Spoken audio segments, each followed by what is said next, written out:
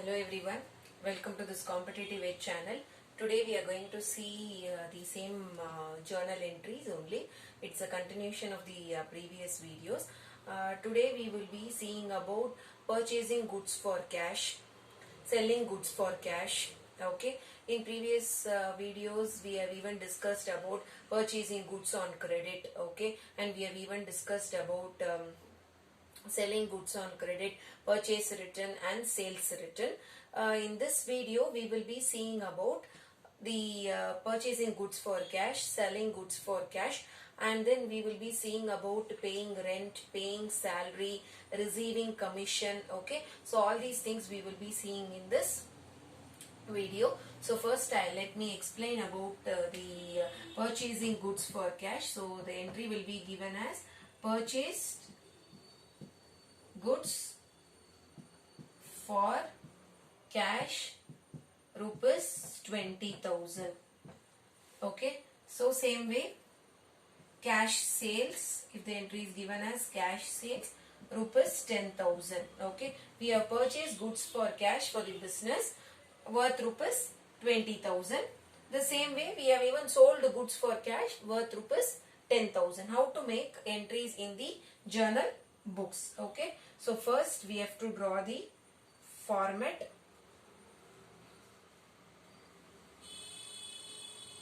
Date, particulars, LF, debit and credit. So journal in the books of whose books you can just mention. I have not given here, I am just taking it as ABC Limited.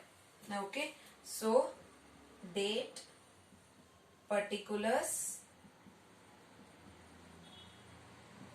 LF, debit and credit. Okay, now I have not mentioned any date. If you want you can just give date. I'll mention it as 15/7/20. This one I'll mention it as 16/7/20. Okay, date it will be even mentioned in this side, it's not a problem. Just now you can post the date 15/7. Okay, so purchase goods for cash, purchase account. The entry is purchase account data to cash account. The amount is 20,000. I'll explain how this amount according to the golden rule. Okay, so purchase, in this the two items are involved. First one is purchase, the next one is cash. Okay, we are purchasing goods for cash. So purchase is a real account, cash is also a real account. Okay, so what is the rule for purchase account? Debit what comes in, credit what goes out. Okay, so we are purchasing something for the business. Either it can be we are purchasing any goods for further selling, that can be one kind of purchase, or we are purchasing plant and machinery for the business, furnitures and fitting for the business. Everything is a purchase for the business. Okay, so what debit what comes in, credit what goes out. So cash goes out of the business. So the entry comes as purchase account to cash account. Okay, so we have to write the narration being the entry for goods purchased. Either you can mention it cash, or if you don't mention also it's absolutely fine. So this is regarding the purchase goods for cash. Okay, next the same one we are going to do it for sales.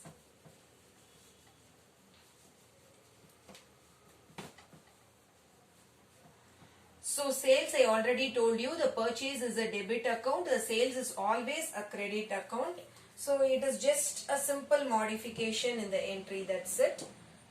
So sales, and it is clearly given as cash sales. Okay, so sales I already told you it is a credit account. So the date I have mentioned it as 16/7.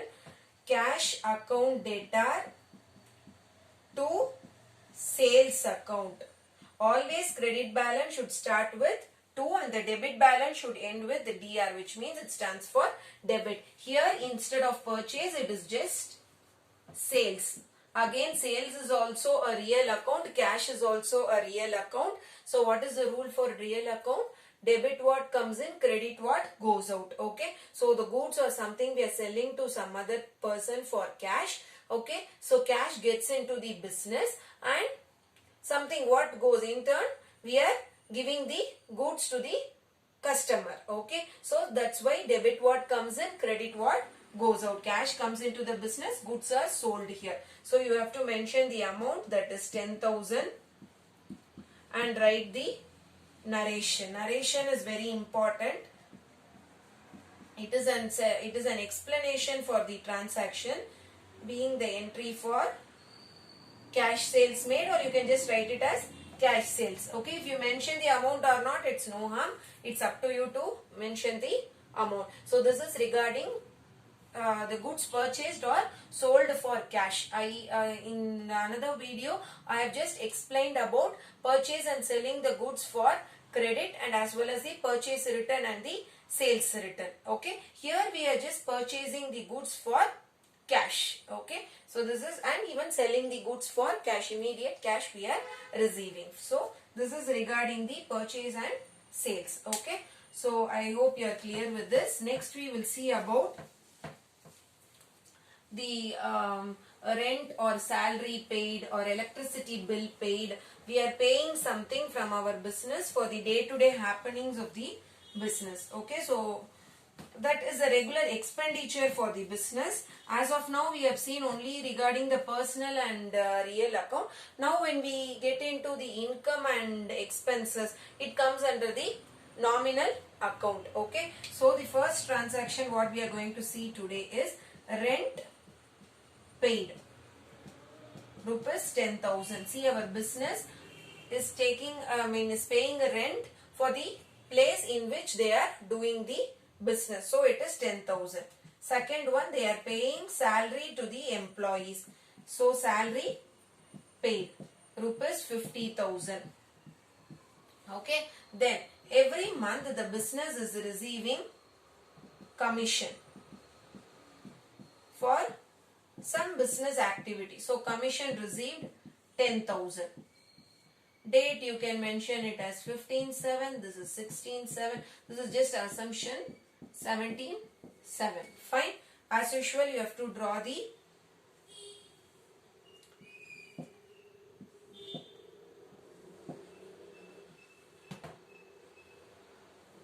journal in the books of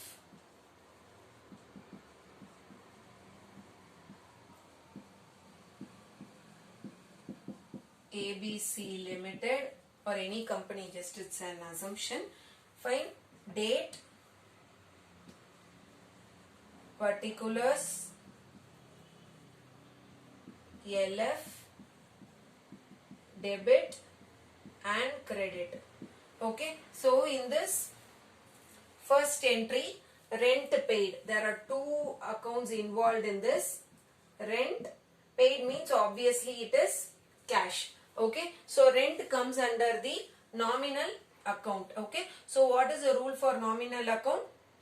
Debit all expenses and losses, credit all income and gain. So rent is obviously an expense because it is clearly given as rent paid. Okay, so the entry will be, mention the date here, 15/7, rent account data to cash account. Okay, and the amount is given 10,000. 10,000. So being the entry for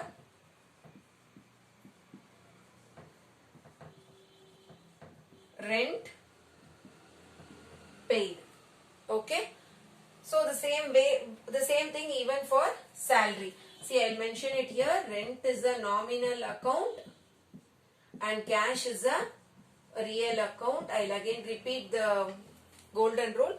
Debit all expenses and losses, credit all income and gain. It is for the nominal account rule. Okay, for the cash account, debit what comes in, credit what goes out. Okay, so we are paying rent for the business. It's obviously an expense, so obviously we have to debit the rent account, no doubt. And the other one is cash. Debit what comes in, credit what goes out. Obviously the cash goes out of the business. So we are taking the two golden rules into account. In the previous videos and in the previous entries, we were just using only the personal and real account. In this video, we are even including the topics relating to nominal account. Okay, the next other example is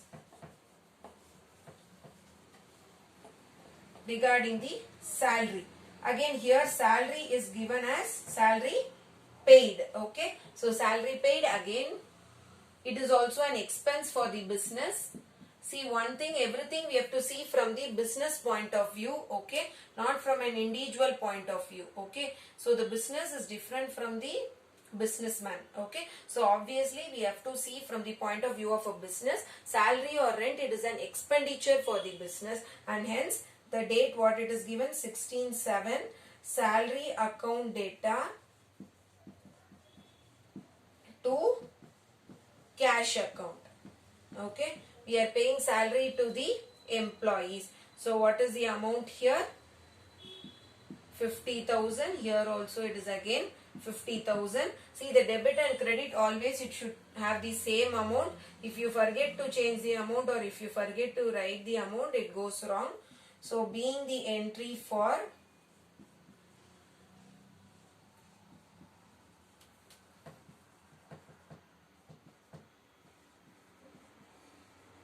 salary paid.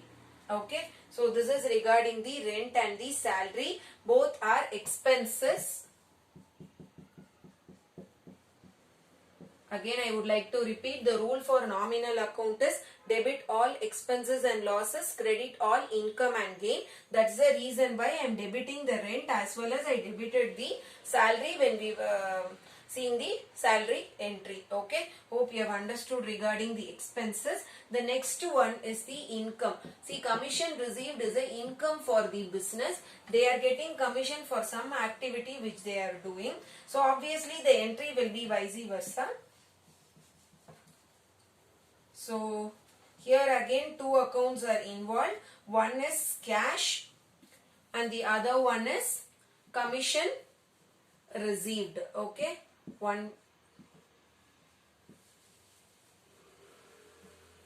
two accounts are involved, commission received, or you can take it as commission, anything, commission and cash. Better you put it as received. Sometimes even commission paid will be given. So again this is nominal and this is cash. Okay, so something gets into the business. Again it is a nominal account. Debit all expenses and losses, credit all income and gain. Okay, the rule for real account is debit what comes in, credit what goes out. So what gets into the business? Cash gets into the business.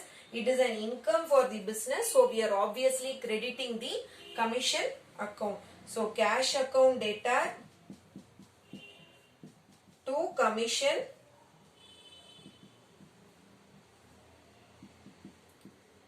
received. So what is the amount for commission?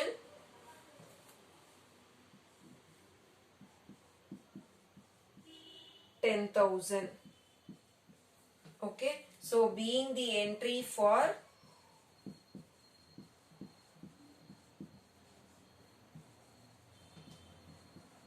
commission received.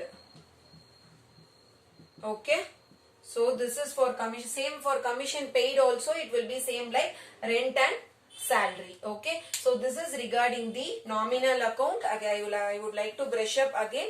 The nominal account comprises of all expenses and losses, income and gain. Okay, the rule for nominal account itself is debit all expenses and losses, credit all income and gain. Okay, obviously in all these things the cash will be involved. So the real account principle should also always be applied. Okay, if you have any doubts regarding the golden rules, I have already posted a video regarding the golden rules. You may just go through this video, that video also, for a better understanding. Okay, thank you for watching this video. If you really like this channel, you may hit to the subscribe button so that you will get the videos when I post it now and then. Okay, thank you for watching.